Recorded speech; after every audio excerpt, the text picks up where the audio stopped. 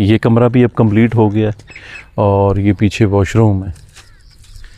ये वॉशरूम बना दिए इन्होंने, सामने बनवाया तो तभी।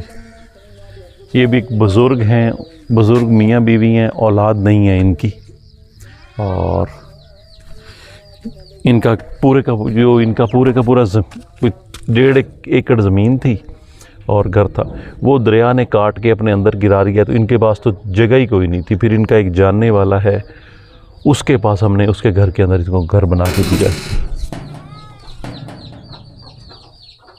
ये वही पक्की छत डाली है इनकी।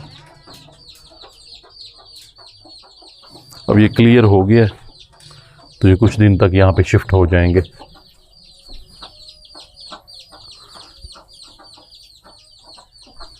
ये रोशनदान भी ऊपर लगा हुआ है।